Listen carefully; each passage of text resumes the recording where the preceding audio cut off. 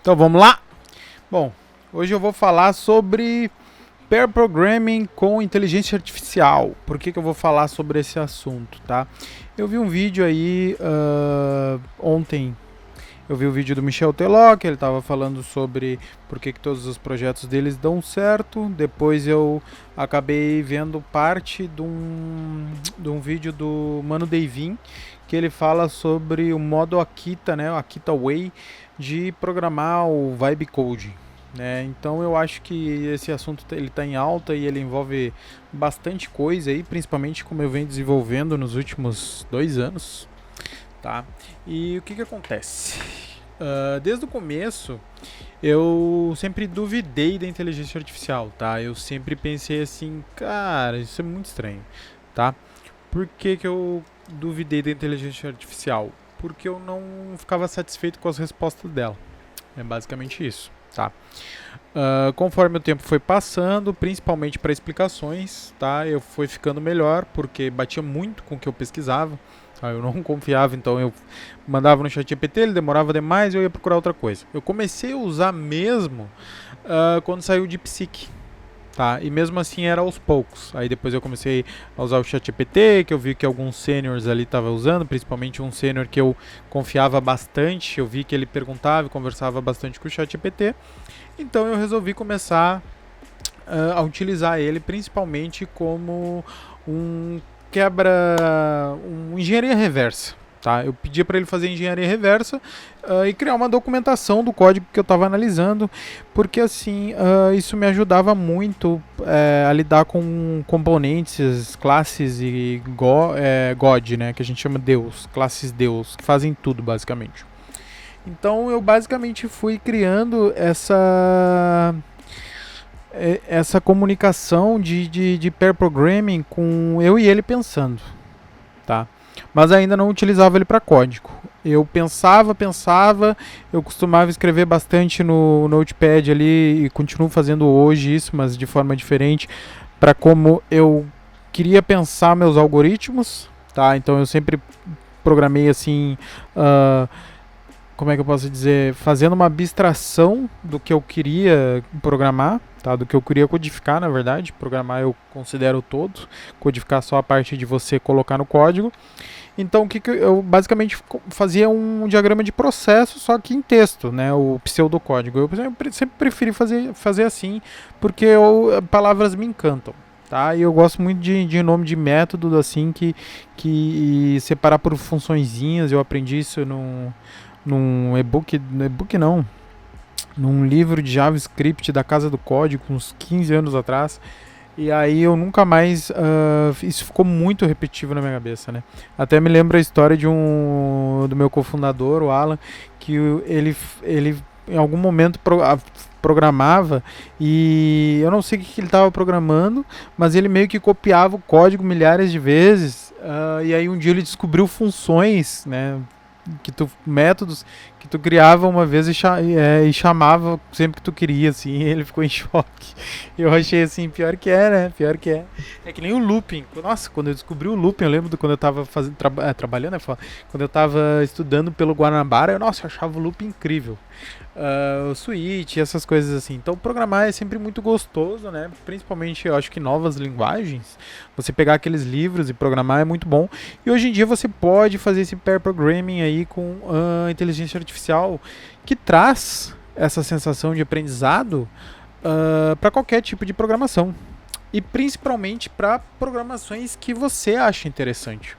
Sabe, esses dias eu estava fazendo um linter em Rust, tá? O linter ele percorre ali as suas classes, o seu projeto e basicamente diz o que tem de errado. Eu já tinha feito um livro que eu comprei, como é que era o nome? Era cara, me esqueci, um compilador em Go. Um compilador em Go. E aí eu tava usando a inteligência artificial justamente para estudar isso, as árvores, e aí, cara, o token, vem o compilador tem token, você cria a sua própria linguagem, é bem um exercício bem interessante, criar seu próprio compilador, sua própria linguagem, tudo porque você começa a entender como é que funciona a inteligência artificial. Tá? E você começa a entender que a inteligência artificial não é tão inteligente assim, é por isso que você acaba não confiando nela. tá? Mas assim, ela é bem interessante para esse tipo de coisa porque ela é muito boa com texto, tá? Ela é muito boa com texto e nós temos muito texto na internet, né?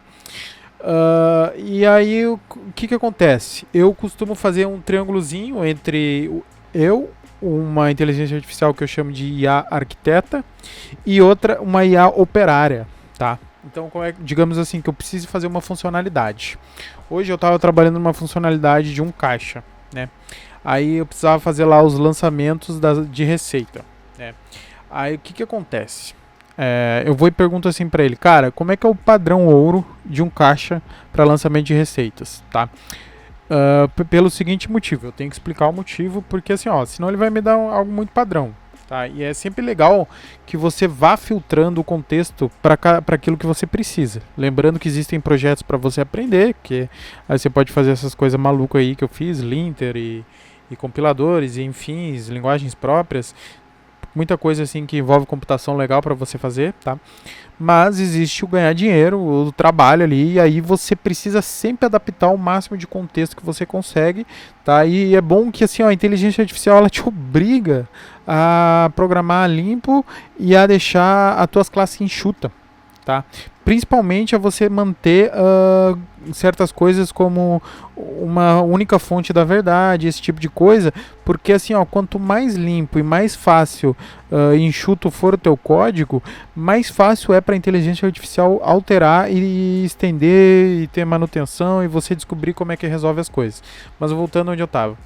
E aí eu precisava fazer essa maldito caixa, né? E assim, a pessoa que havia programado antes de mim, ela, infelizmente não fui eu, mas ela tinha deixado a usabilidade de um único meio de pagamento, tá?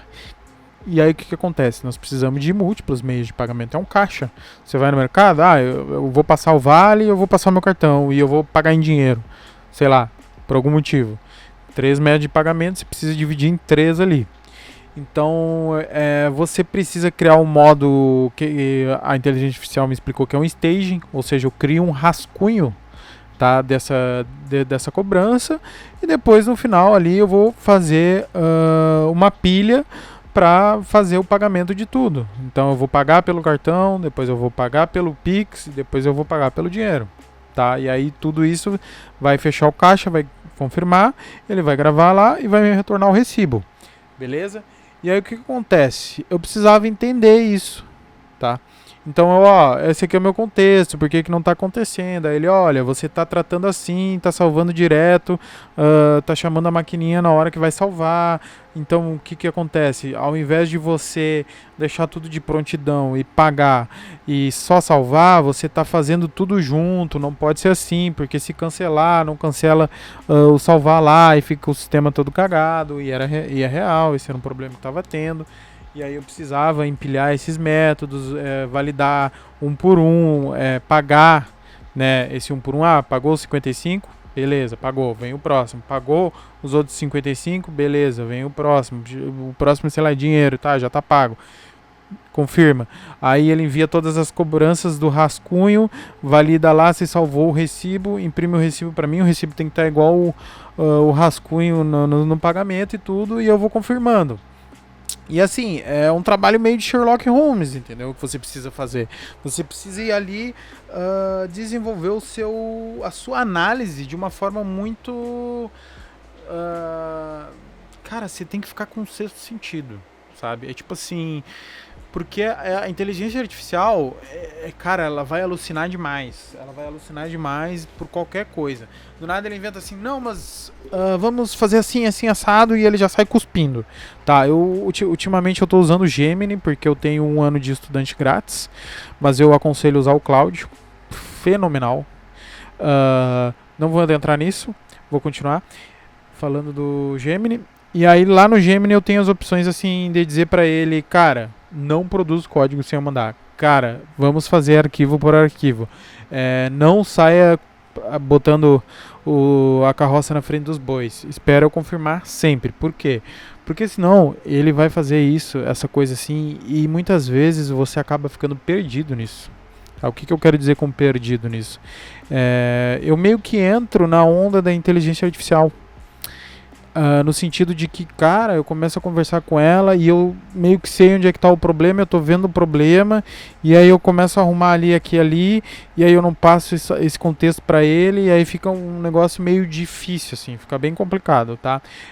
Como eu trabalho com código proprietário, não é inteligente que eu coloque, por exemplo, eu instale inteligência artificial, trabalho direto do terminal, para fazer projetos próprios. Isso é muito legal, usar o Antigravity, o Cloud Code, você faz ali dentro do projeto, libera acesso para ele, mas como é código proprietário, é coisa dos outros, a empresa não é minha, eu acho interessante eu trabalhar dessa forma mais fechada. O Mano Davin fala sobre isso também nesse vídeo muito interessante dele, sobre o Akita Wade e Vibe Code, e eu concordo plenamente com ele. Por quê? Porque é interessante você fazer só o que precisa ser feito, tá?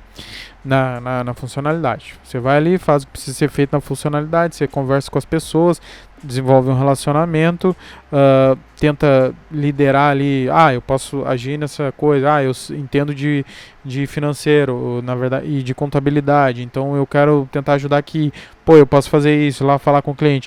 Então é mais ou menos assim que eu trabalho, tá?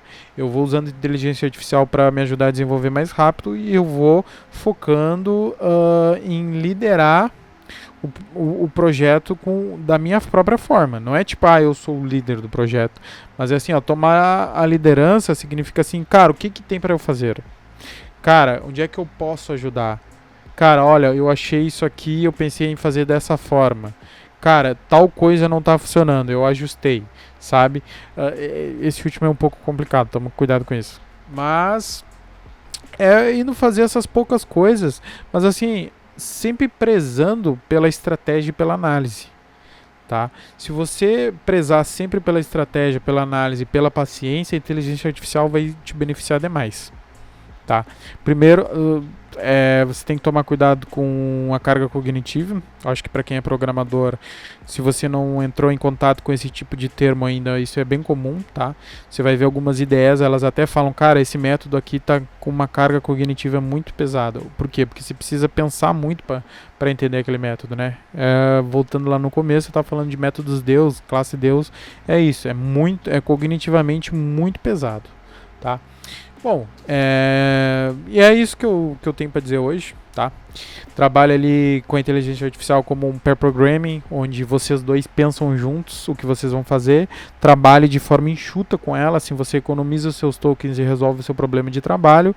Caso você vá trabalhar nos seus próprios projetos, aí você pode dar uma escaralhada um pouquinho maior, com certeza você vai aprender bastante, tá? Não deixe nunca de aprender, tá? Acho que isso é muito importante, não deixe tudo na mão da inteligência artificial, porque lembrem da Fantástica Fábrica de Chocolate. O pai do garoto que ganha o bilhete, ele se torna técnico, né, para consertar as máquinas do William Wonka, que o William Wonka demitiu a gurizada lá porque os caras tá fazendo merda. Então é isso. Você precisa aprender a utilizar a inteligência artificial, você precisa aprender a utilizar as ferramentas que tem na sua mão para você evoluir na sua carreira. E lembre-se que tudo que for commodity, tudo que puder ser produzido mais rápido, vai ser substituído. Análise, pensamento crítico, inteligência não tem como ser substituído, tá? Ainda. Por hoje é só. Se você gostou do assunto, curta, compartilhe aí com os amigos. Valeu, falou!